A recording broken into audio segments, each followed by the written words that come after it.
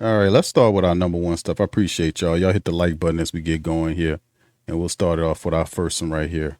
Actually, that's we'll go back to that. Saints versus Cowboys practice chaos, and pretty much the breakdown was the Saints Fight Club madness. It's a Fight Club atmosphere. I'm gonna show y'all some footage as soon as I can, man. I'll show y'all some footage here. I think I had some stuff geared up here, but for whatever reason, it's not working properly. But this is pretty much what we seeing right now, fam. This crap here, and let me pause that. Yeah, so this is what we pretty much seen the Saints and Cowboys situation right here, where ultimately, 6 to 10 separate brawls, according to some estimates, that broke out in Saints camp. And what it did was, even though it was amusing to see the Saints push the Cowboys around, it was pretty fun seeing that happen. But ultimately, man, it was very counterproductive, because outside of us getting a couple, some passes in and some throws in to Chris Olave from Tyler Shuck, it was good seeing that happen. But I really would have wanted to get the full effect of the full practice, constantly have to break up skirmishes and stuff like that, even though you're showing that you're tough. But, at some point, you seen on film, they had one with Eric McCoy, who's one of the most commonsensical dudes. Eric McCoy rips the guy's helmet off and threw it threw it toward the sideline. I'm like, Eric McCoy, what you doing, bro? And they could be saying stuff, whatever they're saying, man, but we got to hold our composure, man. That shows a little bit of emotional immaturity there. We can't be letting the Cowboys get us out of our space and out of our place. So 6 to 10 separate brawls erupted. That was one of the major things that kind of glossed over the other positive stuff that we were doing, that we were seeing, that we are having the Chris Olave catches, him torching people, the defense putting pressure on, and stuff like that. Isaac Yiadom got burnt again on the play. He stays getting burnt. It's just amazing. He has a gift for it.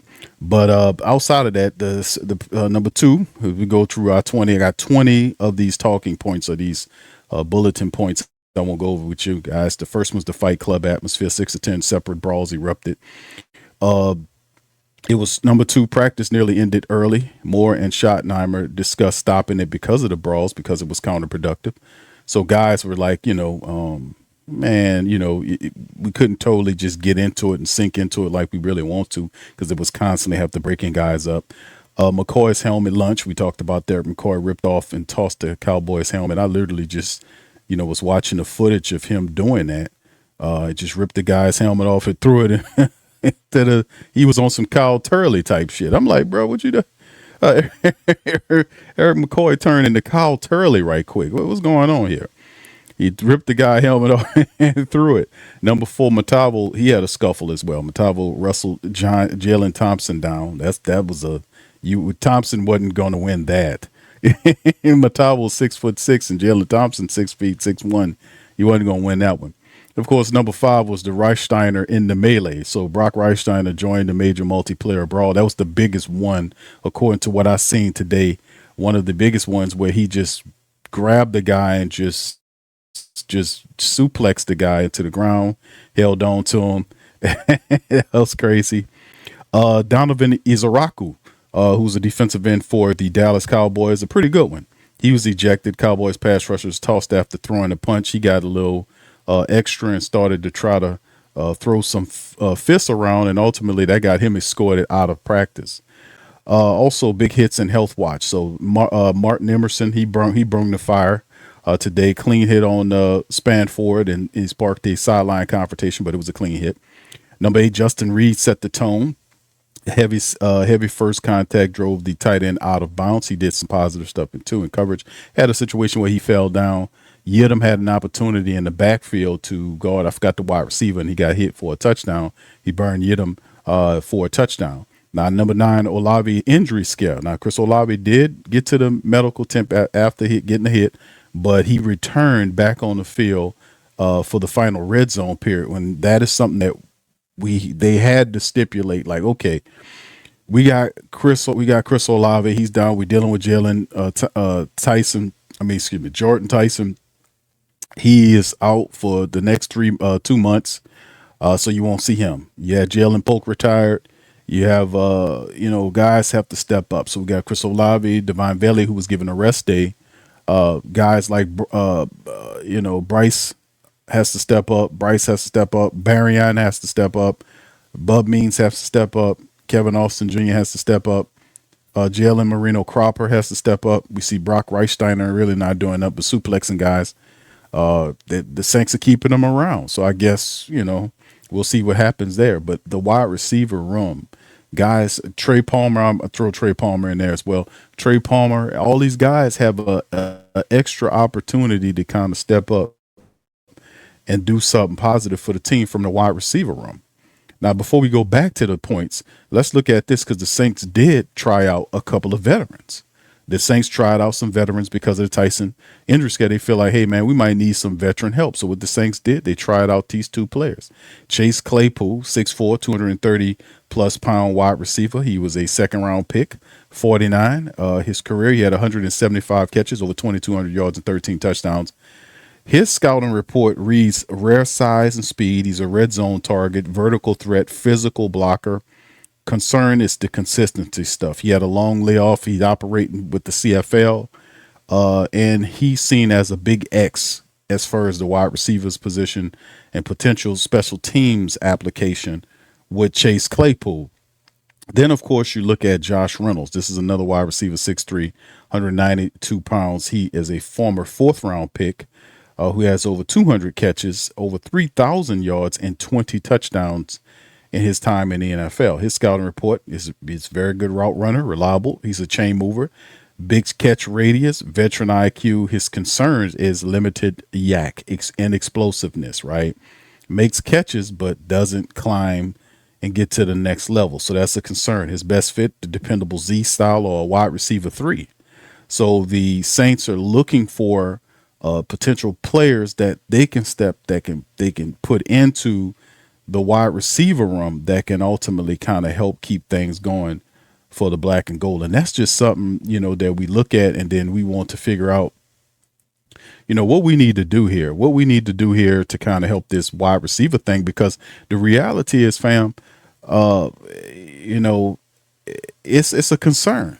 I'm going to be honest with you. It's a concern. Hold on. Let me put it's obviously a concern because you're dealing with the loss of Jordan Tyson, and whether you're looking at it, and of course you're thinking, hey man, we got to do something. But you see Kellen's trying to give the younger guys opportunity to step up. But at some point, if you got a guy was listed as the number 2 guy with Chris Olave, you want to be able to. And I don't. Maybe the Saints will sign because these guys that they're looking at, Chase Claypool and the other brother, what's his name? I just forgot his name that damn fast. Josh Reynolds. These guys are not who you would consider like 2s, like a starting levels right now. Those are veteran depth pieces that come in and help. So Devine Valley will have to step up to 2. And then, of course, who's your 3? Bryce Lance is still, Barryon Brown is stepping up there. He's been outperforming Bryce Lance. So how do you guys think about that? So, because really Barryon Brown's really been explosive in doing his thing in training camp consistently, catching passes, living under the light, looking good, So what do the Saints go there? So it's still a lot of time between now and decision time for the Saints to pretty much figure out what they're going to do there. All right, anyway, let's keep it going, man, and get back to our list right here. Hold on, let me get back. There you go. At number 11, Ronnie Bell. That's another one. I forgot Ronnie Bell. Ronnie Bell overheats during practice. He was carted off with a heat-related illness. That's interesting that it must be hot out there in California because he ain't have that issue in New Orleans, but that's strange. I wonder what the weather is out there. Is it as hot as what it is down here? That's strange. All right, and then, of course, the Saints versus Cowboys, the red zone defense response. So you had the Defense bouncing back. The Saints regrouped after three straight TDs in the prior outing, where Dak was stopped. Of the six red zone reps. So he was stopped there. So you've seen those things. The Saints bounce back in that situation. Saints regrouped after the three straight TDs in the prior outing. Number 13, Dak stopped of the six red zone reps. Number 14, Chase Young had a pass breakup and dropped into coverage and broke up Prescott's pass. Number 15, Christian Boyd, who kind of got pushed down in a touchdown in the previous preseason game, had a decent outing as well. He had the interior rush and forced an intentional incompletion, which was good. Getting internal pressure from the DTs is always a good thing for us. Jalen Ford had a tackle for a loss. He blew up a Dallas Cowboy run in the backfield, which was always popping. And, of course, as we move on to 17 through 20, the Saints versus Cowboys roster and QB watch. 17, Tyson, of course, roughly out for 2 months. 18, veteran receiver workouts. Chase, we covered that with Claypool and Josh Reynolds visiting. For some people on the queue, did they sign anybody? No reports of any signings by the Saints currently. But they're looking. Saints are looking at wide receivers, and I would expect probably any time between now and probably the weekend we might have a wide receiver signing. We had both of those guys. You bring in two veterans to the mix, and you definitely could use a vet. I mean, Chase Claypool is a guy that had some issues and problems. I ain't gonna lie to you, man. Chase Claypool is very talented. He's just a basket case. He has certain things. You know what I'm saying? Is he ready to return back to the NFL and contribute? That's the thing. Now, Josh Reynolds would be a good vet to have too. But that's something the Saints wide receiver room definitely could use, is a steady veteran wide receiver that can come in and help improve the room and kind of hold, and keep things together until we get our guy back, because, we still didn't. And that's the great thing about, what we were talking about previously, what Kellen Moore was doing. Like when you start addressing it and the Saints picked up 3 wide receivers in this past draft, what they did was they got all guys from different sizes, guys that are explosive, that can get upfield, that have a lot of verticality to them, that can hurt you in different ways.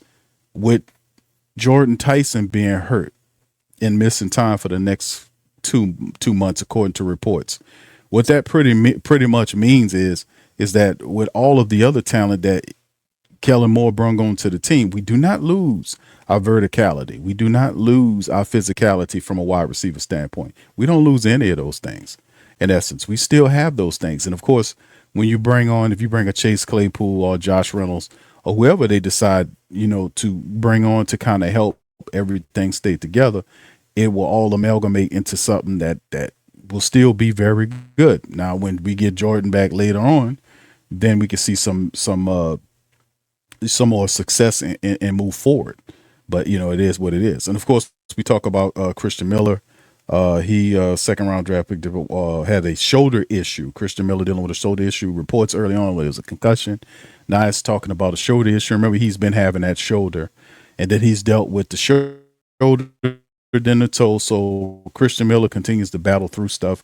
And of course, the backup battle continues backup battle continues. Tyler Shuck, obvious to start up, a Spencer Rattler was seen in camp making passes and trying to throw and compete and do what he can do. And of course, no official winner here, but the Saints defense won the finish. No official winner here they want to declare. But the Saints defense really showed up. 5 stops and 6 red zone snaps. That was dominance. And the Dallas Cowboys have to look at that and say, damn, man, we had our ones out against the Saints defense. And you talking about Pickens and these guys right here, but we couldn't finish in the red zone. The red zone was red for that's what I was saying, is we make the red zone red for the ops, and the red zone become the green zone for us. So yes, the Saints did a wonderful job of basically shutting down that side of the field so they couldn't make any points happen, and that kind of sent them back to the drawing board. And ultimately, we'll see these people again. Now, the preseason matchup, we got another scrimmage situation that we'll handle. That'll be coming up, with the Rams later in a couple of days from now. But we'll see the Cowboys once again for the final time in the preseason matchup later on in the final week of the preseason. Now, with that being said, the interesting talking point is what we will see from the Saints coming up here. If you got, and I've said this before, what you've seen in the first preseason matchup where the Saints have physical scrimmages where they're not allowed to tackle people, but you see guys getting pushed down. That's why, according to reports, a lot of the Cowboy people got chippy with the Saints. They got chippy with the Saints because they were, according to reports, were saying that the Saints were tackling their people. So, you're not supposed to do that. Now, we've seen footage where a guy was defending the ball, going for the ball, and he might have just bumped into the guy and knocked him down. But they were saying the Saints defenders were tackling their people, and they didn't want that to happen. So one of the reporters I seen it online referred to the Saints in a joking manner as a dirty team. I don't see it as such, man. You just see guys that's out there getting feisty every now and you get a little, the temp runs a little high, and usually the veterans of the guys say, "Hey, young blood, what you doing? Settle down," whatever the case may be. But it's hard to do that when you're ripping people helmets off and throwing it to the sideline. Yeah. So yeah, that's not a good example to find. But yeah, it's a scrimmage, so no harm, no foul. But nonetheless, we have two scrimmages we got the Cowboys, we got the Rams later on, and then pretty much after that, we got the preseason matchup this Saturday against the Rams, and then following week, Friday, the Friday after next, we'll have to take on the Dallas Cowboys. And pretty much what you'll see this preseason game, you won't see any of the Saints starters. I guarantee you that. After them playing two scrimmages against the Cowboys and against the Rams, you're not going to see the Saints in preseason. You're going to see a similar setup as you've seen in preseason game one, because this is what Kellen Moore likes. Kellen Moore feels like this is a way where I can get some good practices in, physical practices where guys are not tackling. I don't have to risk putting my starters, my ones in there and them getting hurt, right? I don't have to risk that for them getting hurt in these practices because they're not allowed to tackle according to what they tell you. But if you go into the preseason game, it's a whole other thing. So it's an interesting way of Kellen Moore and how teams are using these scrimmages as a way to to get one's reps, right? Now, even though they're not in live game action because they feel like, the reps the ones get a lot of burn anyway. But I still like to see the ones at some capacity, maybe if it's a drive or whatever the case may be, and these preseason games. So I get the science of the scrimmage thing, what he's doing, because, even though guys get nicked up and bumped up in these things, it could be a lot worse in these actual exhibition games. So we'll see how it all goes and how it works, man, moving forward. But it's an interesting thing what we see Kellen Moore operating with. And of course, Saints, we talked about the no official winner, 5 stops and 6 red zone opportunities. The Saints defense shut them down. And of course, the offense up and down. Chris Olave repeatedly beat Dallas coverage. He toasted the coverage up and down and all around. But outside of that, not much else was shaking with the Saints offense outside of Chris Olave and Tyler Shuck just repeatedly torching the secondary. The wide receiver depth was stretched thin. Of course, Devon Valley did not play in this scrimmage. He was given a rest day. So the Saints had to use guys like Bryce Lance and others to step in at it, and it really didn't, step up. Bryce Lance, I was looking at footage of him. As crazy as this sound, he was having issues of separation. Now, we know Bryce Lance is very quick, but listen, if running straight line speed is one thing, but that's why you run these routes and you do this thing when you breaking down your route, you pause and you stop, you misdirect, and then you fire off, you go full speed. This sort of thing, not just running a straight line down the field like this sort of That's why route running and the trickery is good when you break down and trick a cornerback and make it, and juke them up, make him think that you're going inside when you're going out or opposite. You see what I'm saying? Showing footwork, breaking it down and then taking off. That's something that he has to learn, because in the NFL, you just can't rely on speed alone. You cannot rely on speed alone. You just can't do it. Guys are quick and these systems are incredibly smart. Sometimes that will help you. Sometimes it won't help you. You got to learn everything. So we're gonna have to keep working with Bryce Lance. Barry Brown seems to be a little to be ahead of Bryce Lance in that regard. He's ahead of him. You can watch his routes. He breaks his routes down. He's not his routes, and his routes tree is not supremely sharp, but you can see a lot of juking and elusiveness in him. A lot of him then pivot, stopping and then firing off, and this sort of thing. And he's not just used in the capacity. He seems to be a lot more loose, and if you know what I mean, because Bryce is a 6'3" wide receiver. He kind of stiff, but that's the thing with Barry and Brown, which Barry Brown has, because his college film, like he was at University of Kentucky and his final year at LSU, he was using a multitude of different ways, whether it's on special teams, used as a wide receiver. They even give him a ball as a running back at times in the backfield, reverses, end arounds. They did all that kind of stuff with him. And so he has, his skill or some of the things that he do is more refined than a Bryce Lance. Now Bryce has the size and the speed as well, and one of the quickest guys on the team, but he has to be able to work on perfecting that route tree and breaking that down and pausing those cornerbacks, those DBs, and then juking them and then boom and taking off. That's something he has to work on, because believe it or not, he wasn't getting separation. That's crazy to me, a guy that fast. Somebody tell him you ain't getting separation. Good Lord. Guy fast as hell.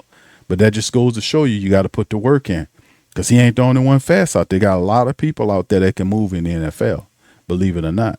So anyway, fights disrupted the team periods. That was something I wanted to see more during this joint practice. We know that the Cowboys, we don't hate the Cowboys people. We don't hate the Cowboys people. It's not the same energy. We don't have that much energy to pour into the Cowboys people like we hate the Cowboys people like they have for the Falcons. So we got enough energy to just we don't have enough hate energy to give to multiple people. Come on, that's just not how the Saints roll. We don't do that. we got hate energy good enough for the Falcons. That's all, and the Cowboys, whatever we got left over, it might be a quarter tank or less than a quarter tank, and that y'all can have that. But we can't give 100% hate energy to the Falcons and then turn around and then give less than a quarter tank to them. No, it's not going to cut it. Anyway, let's finish out with this.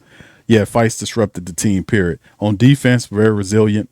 Early Prescott interception, the goal line shutdown was really popping and positive, but the post whistle disciplines, that was a lot of stuff. The fights, like I said, the fights were,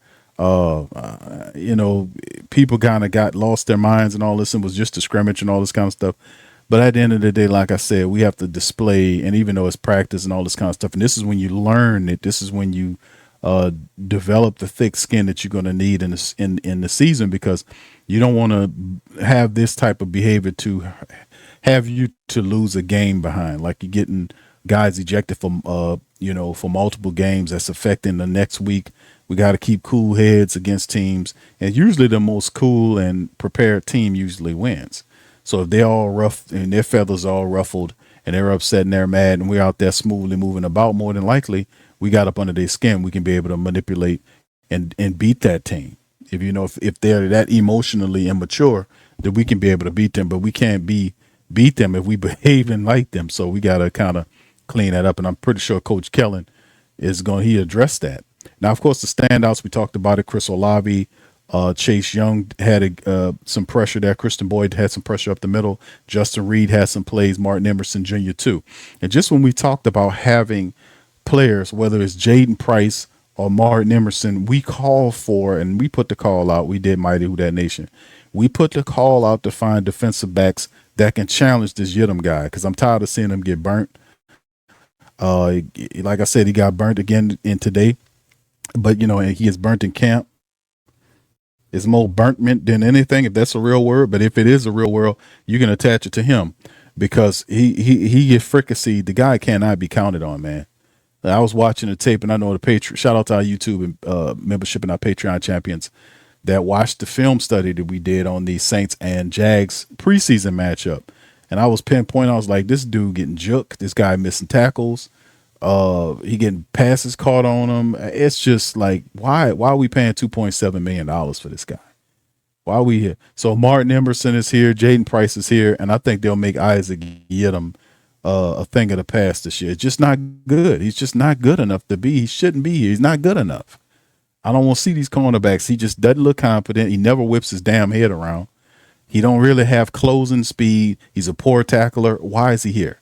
Is he got something on pictures of somebody or something? I don't know what's going on, but he needs to get the hell up out of here. I'm tired of seeing poor football from that guy. I really am. Of course, injury watch. We talked about Alvin Kamara, knee injury. He left practice, which is something we got to talk about too. The injury, we'll get more on it. Kellen Moore kind of addressed some of this stuff, but we won't know until we get down into it. And of course, we know Alvin Kamara will not play in any of these preseason games, and hopefully this is not nothing that's long term. That he'll be ready for regular season. Quincy Riley had a groin injury. Quincy Riley left practice, so we have two: Alvin with a knee and Quincy Riley, who's a starting cornerback for us with a groin issue. Both of these guys left practice, so hopefully they'll be okay. Quincy Riley is a guy that's been having a pretty good camp. Kool-Aid and him have a good synergy going on right there. Jonas Sanker's been solid as well, but that's why it's so important to have Jaden Price and Martin Emerson Jr. playing as well as they are in camp, because we need that. We're going to need that because ultimately, at some point, if you have a cornerback issue, you want to make sure that the guy, that you have a replacement that can come in and step up. And we definitely, I'm glad we are Emerson and Jaden Price is playing better. For real, man. I'm just tired of watching that guy get toasted all the time. All right, but anyway, yeah, that's pretty much. I think that's my last slide I got for y'all here. But yeah, outside of that, just kind of readdress this too. The Saints did try these two wide receivers out, Chase Claypool and Josh Reynolds. These are two interesting veteran wide receivers. Chase Claypool is, man, if you can get Chase Claypool to play like a man, focused and helm fired, you could end up getting a steal there because he's physical. He's an athlete, and this guy could really help you. But once again, it's about, he had the issues and problems with, in with prior teams with the Steelers. And ultimately, what he did ended up putting him in, because there's no reason why Chase Claypool shouldn't be on somebody's team. You know what I'm saying? We had Cedric Wilson Jr. I think Cedric Wilson Jr., is he still in the league? I think if he's not, how is Cedric Wilson Jr. still in the league and Chase Claypool isn't? I'm just asking a question. Matter of fact, let me look that up. He better not be in the league no more. See, Cedric.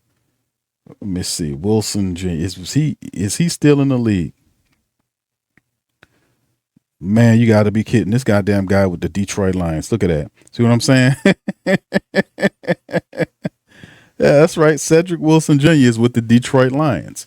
How is Cedric Wilson Jr., as garbage as he is, in the NFL and Chase Claypool isn't? See, it's about the decisions that you make in this thing, because he's a physical freak. There's no reason why he shouldn't be in the league. Now, if Saints can bring this guy in here and turn and give him an opportunity, and he's focused enough, things should change around. But we'll see. And of course, Josh Reynolds, a guy that's been with multiple teams, both of them been in and out of lineups. And Josh Reynolds could be a guy.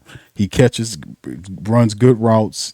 It's a solid veteran that maybe perhaps you add to your room. He can be a guy there. But I think if you look at what the Saints are doing, they're attempting to try to have these younger players, because you bring a veteran, but you want to give the young guy that you drafted an opportunity to develop. You don't want to put a veteran in front of him, like sign a guy, and then the guy, because he's a vet and he's seen some action, you don't want to slide that guy in front of the youngster, because you don't want to end up stifling his development or whatever. So you can see Chase Young them, and the Saints got over $12 million in cap. So what they're doing is, you can see they're trying to give the young folks an opportunity, or the guys they have on the team currently, an opportunity to step up. The wide receiver room was designed where that if injuries start impacting and hitting the room, What occurred was that he believes that the room can absorb these injuries to a degree, because you still got guys that's here. Mason Tipton at some point, maybe he comes back and help. You know what I'm saying? He's a sturdy little guy. He can help out in special teams, and he's a speedster and surefire hands, good route running. He can fit into this thing. So when does he come back, right? Jalen Marino Cropper, we talked about him. We talked about the guy that Trey Palmer and all these guys. He's giving them opportunities, and like somebody, like I mentioned, he brung all these guys. He brung in Trey Palmer. He brung in Cropper. He brung in who else did he? He brung in damn near all these wide receivers except for Kevin Austin Jr. and Bub Means and obviously Chris Olave.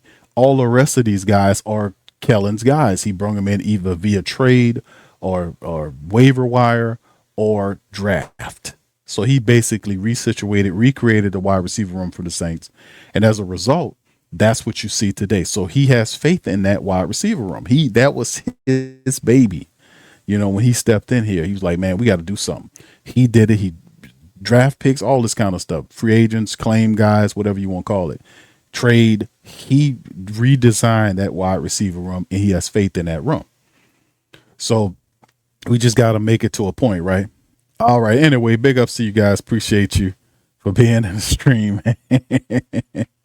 Big ups to you. Yes, indeed, Gundam. Yeah, Burnt Mint. If Burnt Mint is a real name, it should definitely be attached to Isaac Yidam. Yeah, Burnt Mint, bro. Yeah, this guy, I'm so tired of seeing this guy. Aren't you guys tired of that, man? Aren't you tired of seeing Isaac Yidam totally burnt all the time? Gets burned in practice, he get burned in scrimmage, he get burned in game. I'm just tired of seeing it, man. I don't want to see it in the regular season. I was kind of against them signing him and bringing him back here. The Saints was trying to sign another cornerback, and they couldn't get him, and they settled on him. Y'all put the name of the cornerback in the chat, because I remember covering a story a while ago when they brung him in here last year. And they were trying to sign a cornerback, and I think it was a guy, one of the cornerbacks went to the Detroit Lions. I think it was a guy that went to one of y'all put his name in the chat. I forget. Gundam say Quincy is growing up before our eyes. Yeah, he's doing. Yeah, he is. Pammy says Yidam means roasted in Swahili. I believe you. Yeah. Isaac Yidam is Swahili for roasted. Yes, indeed. Roasted and toasted. Yes, Slim. Burntfulness. Yes, indeed. That's beautiful. That is a very beautiful word. Yeah, that's Isaac Yidam. Fricassee, burntfulness. Let's see. Roasted, toasted, burntfulness, burnt mint, fricassee, fried, sauteed. What else is there? Baked, glazed. Whatever you got, that's what the hell he is. I'm tired of it. Listen, man, I don't really get on these players like that, man. But I'm just tired of it, man. I'm tired of seeing him. And then the Saints spent like real money on Isaac. They spent like 2.7 million. And I'm like, why? Why did you do that? Why did they overspend on? It was a mistake. It was a mistake. It was a mistake, and I knew it was a mistake because when they signed Martin Emerson Jr. and brought him in, I was like, okay, you're trying to fix your mistake now. Because when Emerson, because he's a fifth year pro, Yidam is almost out of. He's 9-year guy. He's been in the league for 9 years. I mean, he really don't have no speed. He's a poor tackler. He's not a real good special teams guy. So why are you making this kind of money? I don't understand why is he still here? So you got Jaden Price. You got, we talked about Martin Emerson Jr. We talked about even Dallas Beanham. He had 11 tackles in the preseason game. And I'm just like, but that's what preseason for. That's what training camp for, is to expose these people who don't know what they're doing, who are not good. I don't need to see Isaac Yidam out on the football field getting toasted because he don't know what he's doing, because he laid on an assignment, it's just, I'm tired of it, man.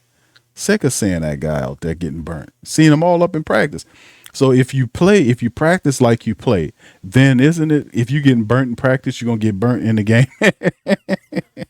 I don't want no guy. I don't want Isaac get him practicing getting burnt and then getting burnt in the game. Because like your boy said, who said that? I can't think of the player name. Matavo. I think Matavo said it, and we all know it. He said you play like you practice, and I've been saying that. I was like, that's true. There's no way you're gonna have a crappy practice and go in there and ball out. It don't work like that. You perfect things in practice. You perfect things. So if you have a knockdown, drag out practice, is supposed to translate to the game. That means you have an understanding of what you need to do. You understand and operate and comprehend situational football. Like if Kellen puts you in a certain spot, like a 3rd and 20 or 3rd and 15, then you have to find out as a way to get them 15 extra yards of situational football. So he prepares you for tough stuff that you will see in the game. That is a prepared coach that goes through situational football. He understands how important that is. That not all the time you're gonna go first down, second down, third down. It don't always work like that. Sometimes you're gonna have a false start and be second and 5. Sometimes you might have something that backs you up to sack. Somebody might get you in and knock your quarterback on his tail, and you lose 8, 9 yards. So it'd be 3rd and 10 or something, 3rd and 12, 3rd and 15. You never can tell. So the man practices the situational football just for such an occasion, so you can be able to get that 15 yards back, so that you don't go out there like, I don't know what we're gonna do. No, we practice for this. We're prepared for this. If there's something going on in the building, like you in a building, and they have some kind of fire that happens in the building, then you all know, if you work for a company, that they have on the thing, they tell you, okay, listen, if this happens, and they got the little card by the door, they got the fire extinguishers, they got the fire alarms and everything, the sprinkler systems, all that's in there, but they got the cards. Y'all know that. And when the cards tell you where your routes is, where you got to go, here's when this happened here, you go out, this is a fire exit. Look, it got a fire sign on the door. It's fire exit over here. They got all that, all that's prepared for you. So you understand that, what you need to go if something break out in the build. It's the same with them. They understand that's what situational football is, to prepare for the unexpected, which is some of the stuff is expected, but it's to prepare for it so you don't be taken back by it. Then you know what you need to do and how you need to get over the situation. All right. Yeah. Shout out to you guys. Appreciate you, man. All right. Bullet Family Vlog, Black Major, Brother Byron. Shout out to you, Brother Slim, Brother Jack. He said this team is looking very competitive. They are. They were chippy today, man. They were chippy. All right. Big ups, fam. Jess Leo. He said he went to Steelers. He was okay. Yeah. You talking about who you talking about, Leo? Claypool. All right. Karmic Patina. I hope I'm saying your name. Kamek Patina. Kellen Moore is milk toast soft. No, he's not, bro. Kellen Moore is not soft. Don't let the smooth taste fool you, brother. That's your head. That's your coach. Kellen Moore he ain't no punk now. He's a guy. He ain't no yeller. They got guys that's yellers, and they got guys that are pointers. They got guys, something. Everybody's different. Everybody got a different style. Kellen Moore is not a pointer or a yeller. He's not. What he is balanced. Kellen is. And you'll see him on the sideline. He'll be doing this thing. He'll be pacing back and forth on the sideline. But you don't hear Kellen Moore yelling and fussing at these players. You don't hear him pointing in their face and all that. You don't hear him. And that's what Tyler Shuck said. Tyler Shuck says, Kellen Moore, I appreciate him because of his temperament. His temperament is balanced, meaning Kellen, that he doesn't change. Like if he yelling, he ain't yelling at the players. Like he said, Tyler Shuck said that. Like he made a bad pass, and he's like, "Well, Tyler, you wasn't supposed to make that pass." That's how he ain't gonna get up there and yell all up in their face. Why? Coach could just rip. You know what, bro? Let me just sit you down, man. I got the power to sit you down. I know. See, the players respect. They respect a lot of things, but the top of the list for most players is playtime. Because playtime means stats. Stats at point mean where you're ranking in terms of your legacy, if you're trying to get there. And also stats mean money. It's your contracts of incentive laden, which means if you get 100 catches, if you're a wide receiver, more than likely you get broke off with that paper. So a lot of that stuff is tied to that. So who controls all of that? Kellen Moore. So what need for me to just be all up in your face fussing at you for when I could just rip your ass off there and say, you know what, next guy up. And what you gonna do about it? See, that's power in composure. That's what I started to broadcast and talk about.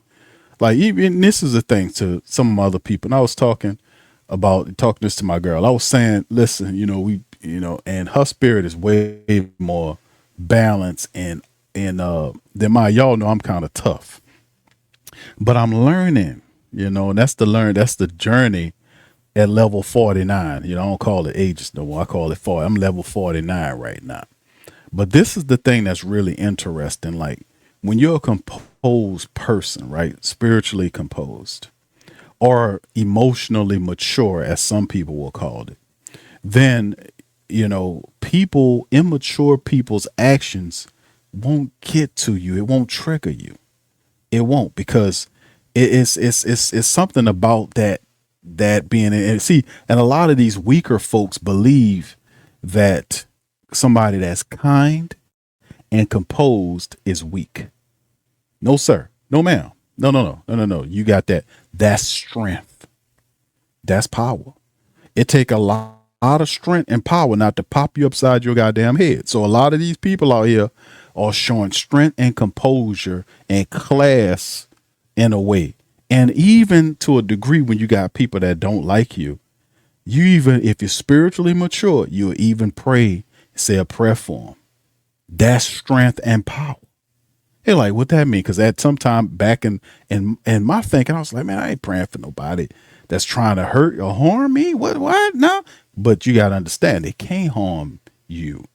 Ain't no weapon that formed against you can prosper. So if you understand that, you realize that whatever they're thinking about is faulty anyway, ain't going nowhere. So just pray for them, because all they're doing is spiritually calling stuff to themselves to harm them. See what I'm talking about? Spiritual maturity. But that's what I'm saying, man. And when I'm saying that, it's too, because a lot of people have that intestinal fortitude. They call it a lot of things, whatever you want to call it, but they don't let that happen. They don't let it rile them or trigger them. They calm in their spirit. They know how to handle these situations without losing their cool. And when you're able to keep your cool, you can approach things logically and you can have more success in life. You won't make as many mistakes when you keep your composure in a difficult situation. That's how you know you really done reached the level when you can maintain and keep your composure in pressurized situations. That's how you know you really arrived somewhere. Just keeping it all the way funky with you, man. That's game. All right. Anyway, shout out to you guys, man. I just wanted to say that, man. Kellen Moore ain't soft, bro. Kellen Moore coming at it, man. That's like Tony Dungy. Somebody saying Tony Dungy is soft.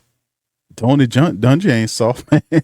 Tony Dungy is not a yeller. He got a different way to reach these players, and his way worked.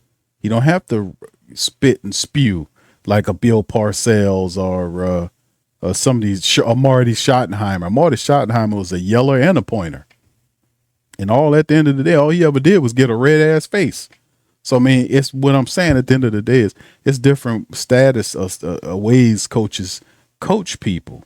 And some people are not yellers. Kellen Moore's not a yeller and not a pointer. But what you see Kellen do this thing where he sticks his hands out like, what's going on here? But you never see him pointing, yelling, or throwing his hat or losing his cool. He's composed. I can respect that. I really can. I can respect that. All right. Big ups to the guys. All right. Just Leo says Samuel. Okay. Samuel Jr. was the player. Brandon last year. Okay. Yes. Ashante Samuel's son. Okay. There you go. Thank you, brother. Appreciate that. Was that the guy that was going after? All right. Okay. Thank you, man. Appreciate you, man. Richard said, I love McCoy throwing that helmet. Yeah. I said it brought back. I don't know what happened there, because this is the picture right here. Well, I think he did it in this picture. That's why I got this freeze frame here. And I think you can see it in the back, because he come up out of the strum and he just threw the hell out the helmet. I'm like, Who he trying to reenact Kyle Turley? There he is right there. You see it? There it is right there. He got the damn dude helmet. And look, he just strolls it. Okay, Eric, what's going on here, bro? You kind of. He took his helmet off and threw it like, man, listen, injuries go away. That's what he did. Look how he did. He just come out of there. You ain't see nothing. And then look, all of a sudden, look. He threw the damn dude helmet. He just threw it. Look at him. A two-handed toss. Oh, my goodness, man. These folks is crazy. All right. What's up, Lester? Shout out to you, man. All right. What's up, Feli Phil? What's up, Feli Phil? Good to see you, bro. He said, I think the guy who said Kellen is weak is a Cowboys troll. Oh, okay. Come on, how you gonna call him? Didn't he come from the Cowboys? Didn't he coach for the Cowboys for multiple years? So y'all hiring soft people? Is that what Schottenheimer is?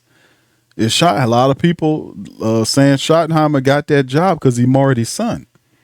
Is that true, Cowboy Nation? Talk to me, Cowboy Nation. You know, like your boy who be dyeing his hair looking crazy and shit. What's up, Cowboy Nation? Did Marty Schottenheimer, did he get the job because he was his son? Yeah, I don't know. Richard said he level 51 here. There you go, Richard. Shout out to level 51. Level 49, baby.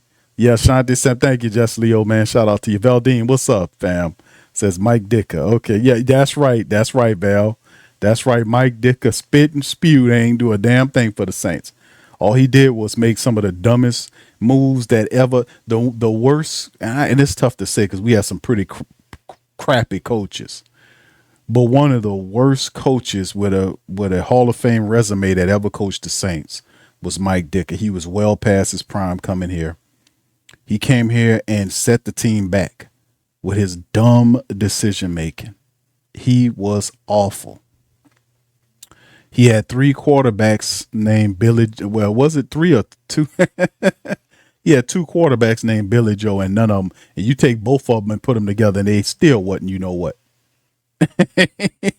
He had Billy Joe Hobart and Billy Joe Tolliver, and you could put both of them together, and they couldn't be a half a quarterback. And that's who he thought he can win with. Traded the whole draft and a first-round draft pick for Ricky Williams, and we had Edgerrin James in the draft. So if he would have passed up on that, he would have still got Edgerrin James, who turned out to have a better career than Ricky Williams. And I think Edge is a candidate for the Hall of Fame, if I'm not mistaken. Is Edge in the Hall of Fame? He was a member of one of the greatest offensive units that ever was. That was ran with Peyton Manning and Reggie Wayne and Marvin Harrison. Edgerrin James was there. If he ain't in the Hall, I'm pretty sure he's close. But yeah, that if we did not trade the whole draft and the first round draft pick to the next year's draft, the following year's draft, for one player in Ricky Williams had all these mental issues. He came in here, he wouldn't even take his helmet off. They had him like, that's all we need is Ricky Williams. Like, dude, this dude crazy.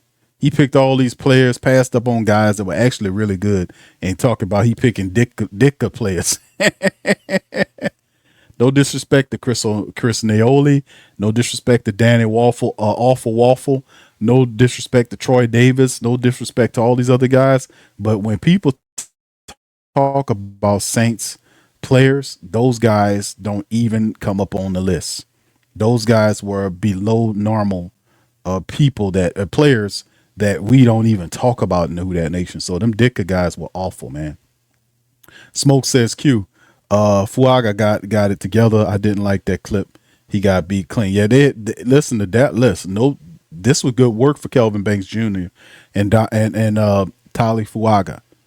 The Dallas Cowboys, man, they got that edge situation together, man.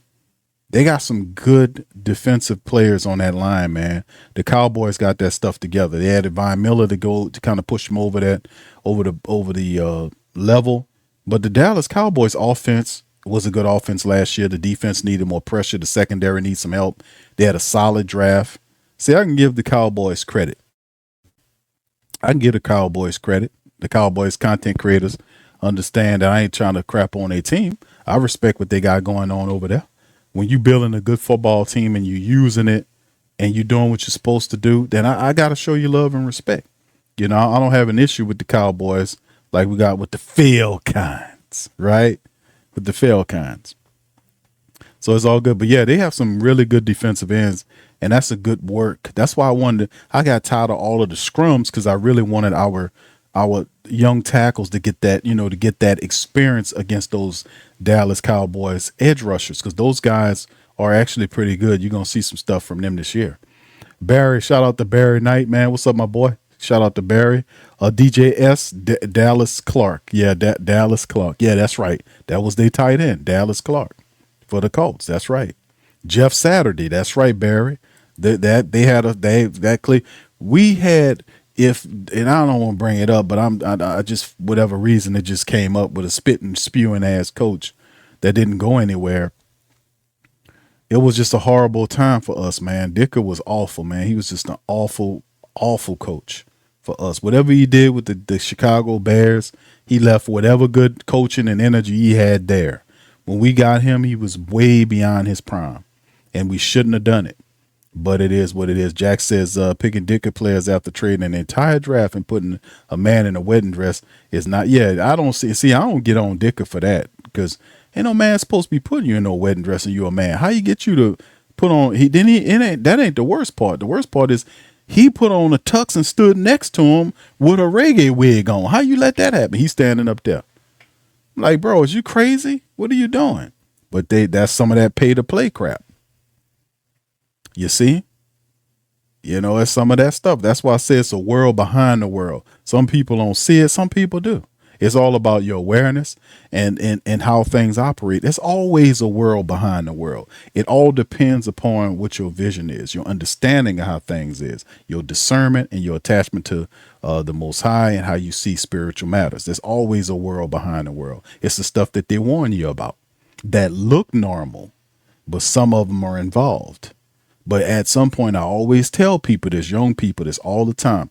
There isn't any life that's worth living if you compromise yourself. I tell people that all the time because you're going to spend your whole life in that mirror looking at yourself about what you had to compromise to get to where you is. And whatever that was that you did to get there, it will become an abomination, an albatross. It will become something that's cursed that you will see. The value of it instantaneously falls away. And then you will see it as what it is a curse because you're not supposed to do that. You're supposed to do it the right way. You're not supposed to make deals that way. And you were warned about that. So not only do you get the cheap and tawdry tool that it is and a luster on it, but you also get the daily reminder of what you did that never leaves you. That's why so many of them have alcohol and drug addiction problems. You see, it's like, how this guy got all this money and he just can't keep it because that's what he wrestling with. When he look in that mirror, he understand the damnation that he facing because of what he did. Because what does it profit a man to gain the whole world but to lose his soul? What that mean? They talking about people that traffic and such things. Why they worrying about that? They got it all, but they ain't got souls. Well, who's those peoples? That's the curse that they befall, and that happened to them because of what they did. That's what the Lord removed from them. That's why they traffic in these things. But this is a whole nother conversation that I don't have here. I have it on Patreon. All right. So anyway, big ups to y'all, man. Big J says I was hoping one of them Cowboy players knocked some game into Ruiz during one of the fights.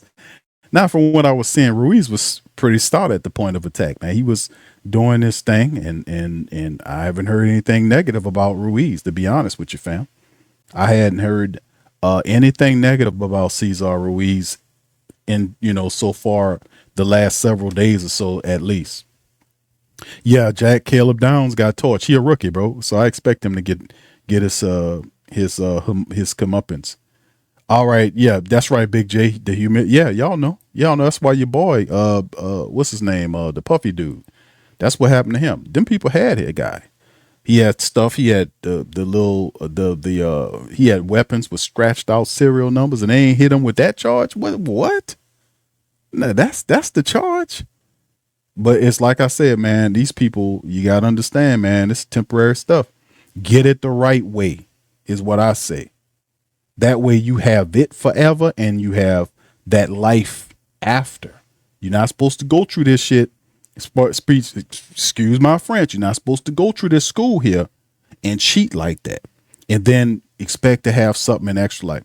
This is a twinkling of an eye. This isn't a test. This is a test. This is a test. This is what this is. It's a test. You got to understand that. This is a test. To test your nature, to test who you are. The test if you're going to compromise. The test if you're going to stand 10 toes down. And it's always, if you stand firm and strong, you always going to win. That's what it's about. No weapon. That's the whole bottom line. Shout out to Major. Yeah, Barry, shout out to you, man. I'm on that, man, tonight because, man, yeah, that wedding dress stuff, man. Come on, man. Come on, bro. The people they can't force you to do that. You got to accept that for the money and whatnot. And that's all that's temporary. You'll get all of that and then some. You're not supposed to do that. Do it the right way. It might take you a little longer, but I tell you one thing, that'll be yours and it won't curse you. Whatever you do, don't, like I be telling people all the time, don't poison your aura by doing negative stuff. Don't do it. Don't do it at all. Keep it real, keep it a buck, and let people who have issues and problems and all that kind of stuff with the stuff, let them work it out. Some people you can help, some people you can't. Just pray for them. Prayer go a long way. I'm telling you, prayer is power, man. Prayer and go on. A lot of people are like, oh man, Q, I don't know about all that. Y'all young. Yep, a lot of these people don't understand the concepts of what they're dealing with. Prayer go a long way, man. Some people are designed to go through this stuff. I learned this lesson a long time ago, fam. I'm giving some game that I'm gonna leave right here. Y'all got any questions? I don't want to leave nobody out on any football questions, but if y'all got questions, drop them in the chat. But I learned a long time ago about karma and about stepping in, and y'all spiritual people or intelligent people know you learn this lesson too. I'm talking about lessons from level 49. About when you understand the way you get tested, because everybody go through tests. When you get tested and you asking for people to come and help you, and some people come in to your situation and help you and stop you from going through that test, guess what? The person that did that, because there's ways that you help, but there's ways that you empower too. And you never want to help somebody to the point where they can't walk on their own legs or empower themselves, right? You get what I'm saying?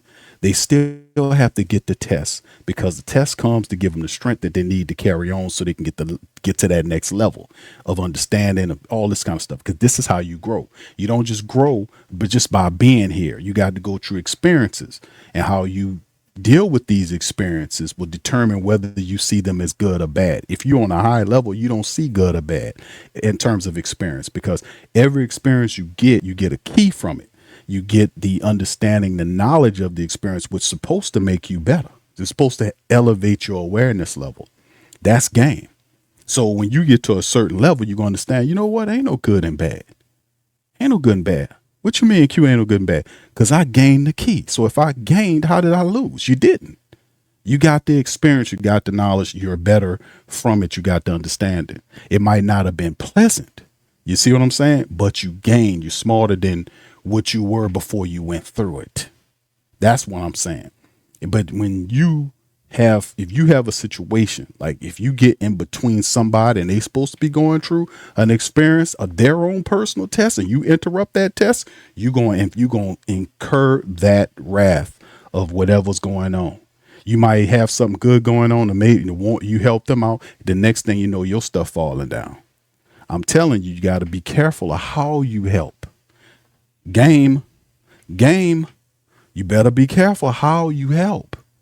You better be careful of how you help, because these tests were supposed to help people develop themselves. So if you jump in there and stall their development, that's messing the test. That's violating something going on here. I'm telling you, this lessons from level 49 might be a book. might have to put that book together, baby. Richard says Dick and Buddy Ryan both sucked in the 90s. The world had changed and they did not. Yep, 85 was a different league. Peyton may have won a long ago, but he has evolved. They did not. Indeed, bro. You're absolutely right. Well, you have Sean Payton ran, and Drew Brees talked about this. He said we had the league's top offense for like a 10-year span of time. We were a top 10 offense for 15 years. And then that's better than what your boy from the West Coast did, the Walsh guy. We talk about what Walsh did in San Francisco with the West Coast offense.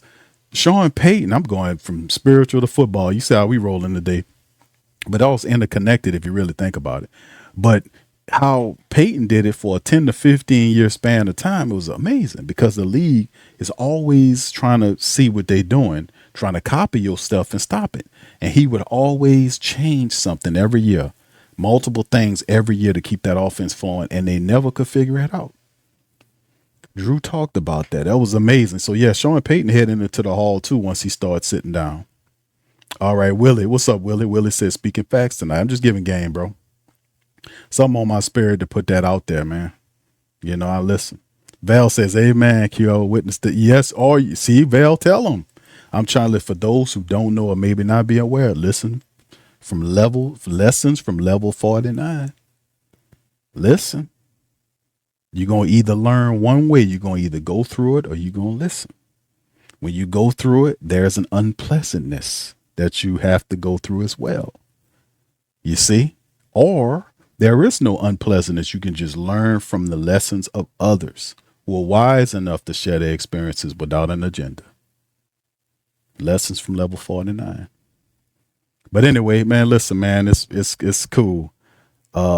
Talking to you guys, dropping facts, football, love, God, all this, man. It's just beautiful. Youngblood says, Q, I may have missed it, but did Kendra Miller and Devin Miller? No, sir, they did not. Shout out to Youngblood. No, they did not. Kendra Miller and Devin Neal did not return, my brother. They did not come back. I've been trying for a long time to figure out what's going on here with the whole thing with Kendra Miller. It's just unfit. It's just Devin Neal. We know Devin Neal. He ain't going nowhere. Devin Neal, even if they have to put him on the open up the season with him on the pup list, we still got him for what? Another 3 years. Because this is his second year. Kellen drafted him last year out of Kansas. Kansas? Yeah, Kansas. I'm about to say Kansas State. No, he was Kansas. So he drafted him out of Kansas. He in his second year, so he got a longer pipeline. Kendra Miller does not. Kendra Miller, and I talked about this before, has less than 2 weeks to impress the Saints staff. He's on the final year of his rookie contract. He's played in 21 games out of what? 40 plus games. He averaged roughly 7 to 8 games a year when you're playing in a regular season 17 games. So, man, listen, it ain't looking good for the home team. That's why I was like, at some point, when the preseason hit, I was expecting to see either Devin Neal or Kendra Miller activated this week for the preseason game because Aldrich, I'm just telling you, Aldrich Estime, the way he got hit in that game, I don't think we're going to see Aldrich Estime for a while. He got hit. He got hurt on the check down from Spencer Rattler. And Spencer shouldn't have thrown that pass. I was looking at the footage. I looked at it again today. I like, man, Spencer Rattler should have done that, threw that damn check down pass. I'm not saying he got the man hurt, but he threw him. The guy, man, he shouldn't have threw that check down pass, man. Because they had a tight end right there. He had the tight end right there, just dart the damn ball to him. But he just went with the safe move, which is going to be problematic. You can't play it safe like that all the time. You got to lay it out there. When you see wide receivers running one-on-one, that's what Zach Wilson was doing. That's what I was saying the other show when we talked about Zach Wilson. Zach Wilson gave Bub Means and Barryon Brown an opportunity to get the ball up the field. He wasn't dinky-donky doing. He had a few here and here, but he was stretching the field. That's what got him up the field. That's what got him the yards.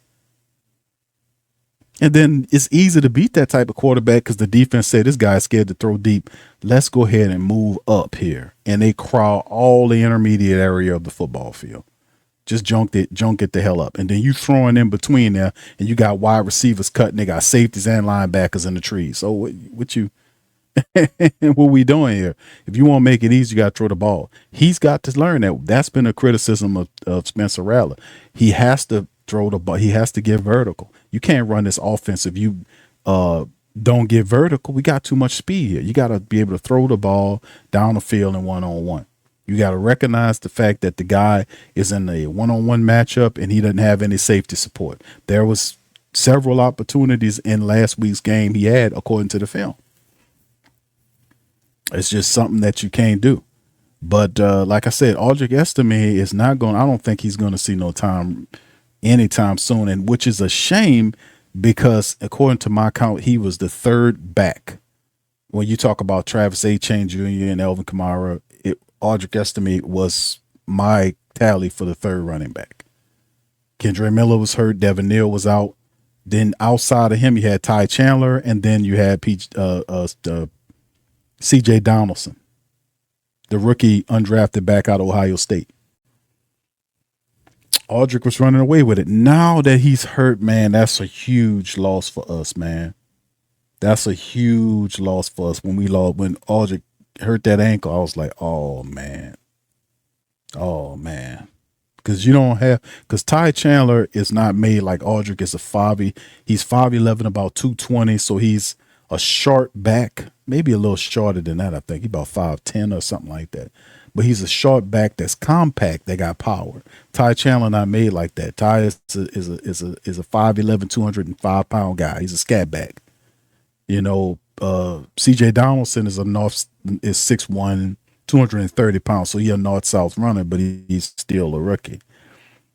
So they serve you in different ways. So I wonder if the Saints are going to ultimately decide to go and pick somebody up, or if one of these guys are healthy. I'm like, why are they not making a move with the running backs?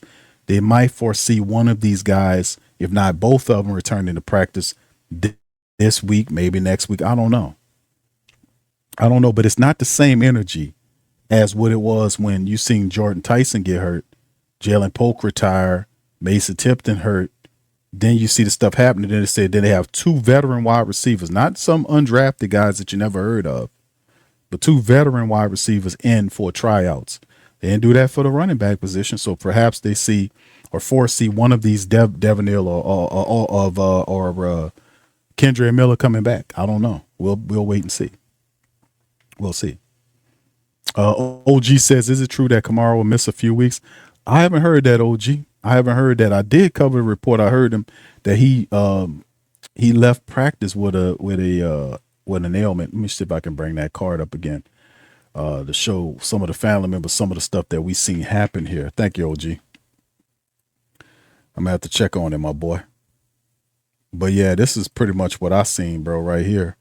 That Alvin Kamara had a knee injury. He left practice, and Quincy Riley also had a groin injury. So it's unfortunate, but we're gonna have to wait and see how this goes. But yeah, this is these injuries are really becoming problematic, bro. I can understand why you're mad. I know, OG. Yeah, it's really getting problematic because we haven't even gotten to the second preseason game yet. We haven't gotten to the second preseason game, and we seeing all this stuff happen. So it's weird, man. Very weird.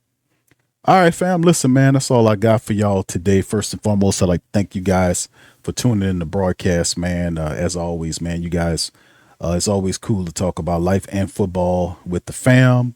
Man, listen, today was a scrappy affair with the Dallas Cowboys. A couple of days from now, hold on, let me bring up the card, fam, for the so I can kind of keep the family member on game. Yeah, this is kind of keep our mind, understand what's next. You know what I'm saying, family?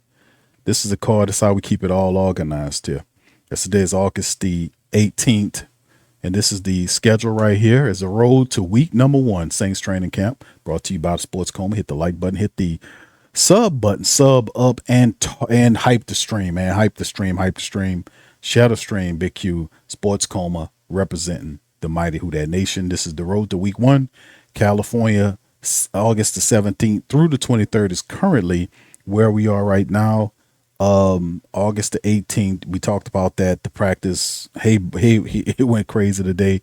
The 19th, the Saints have a walkthrough and some film work, so very light day after a physical scrum with the Cowboys.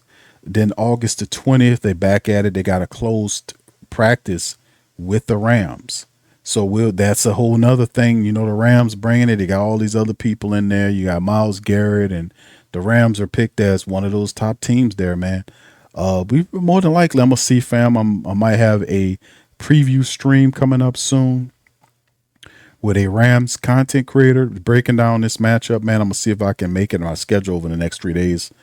It's kind of difficult, so I'm gonna see if I can squeeze that one in, even if I gotta record it and release it later prior to the matchup. We're gonna have to do that. But yes, indeed, that'll be August the 20th to close Rams practice.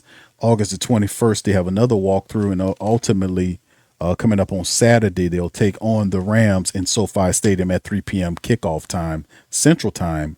There, you see the 23rd, they have a little recovery, and of course, ultimately, they end up coming back to the Big Easy.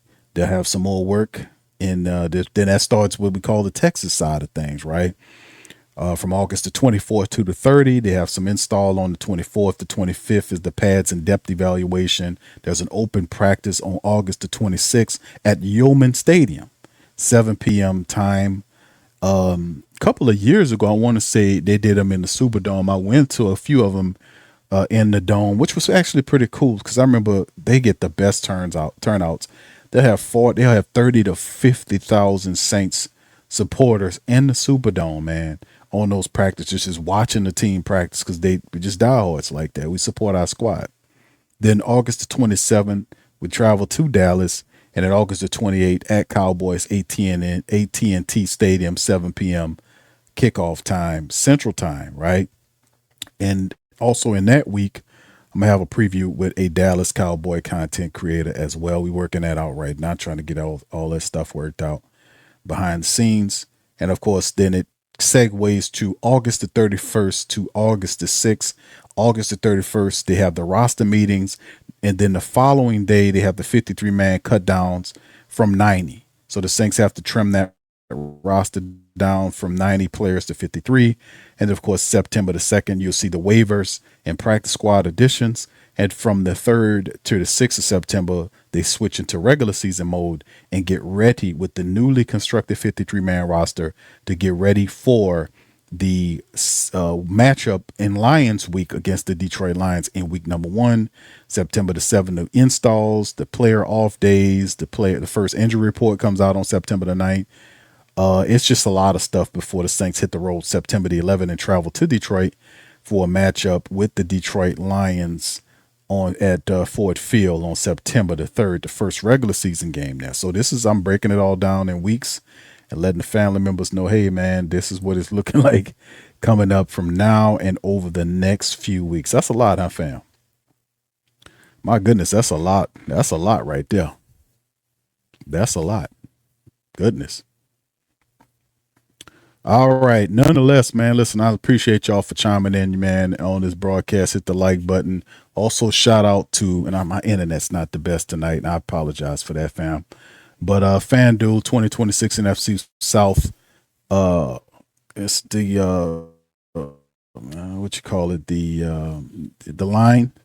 Tampa Bay plus 200, Saints plus 240, Atlanta plus 310, Carolina plus 330. FanDuel, the official sponsor of the show. All kind of bets going on at FanDuel Sportsbook. Check them out, man. Win you some money and bet responsibly.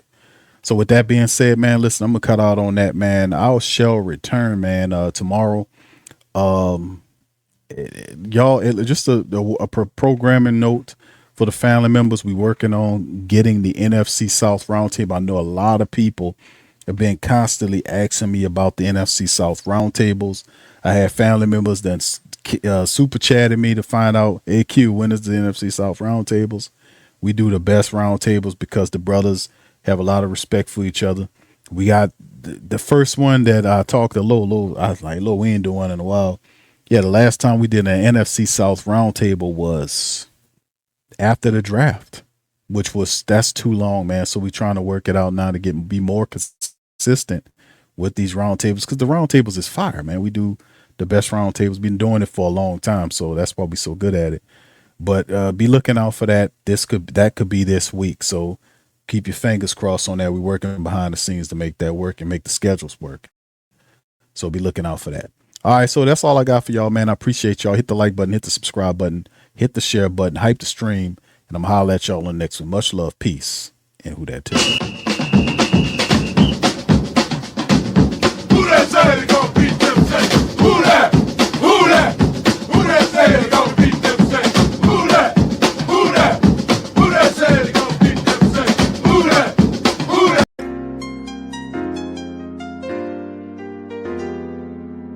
Yeah. Boogie like Benson, I'm a who that. I'm a who that. Long as I'm living, I'm a who that. Lose or winning, I'm a who that. Sports coma, yeah, this is where we do that. Where we do that, where we do that, where we do that, where we do that, where we do that.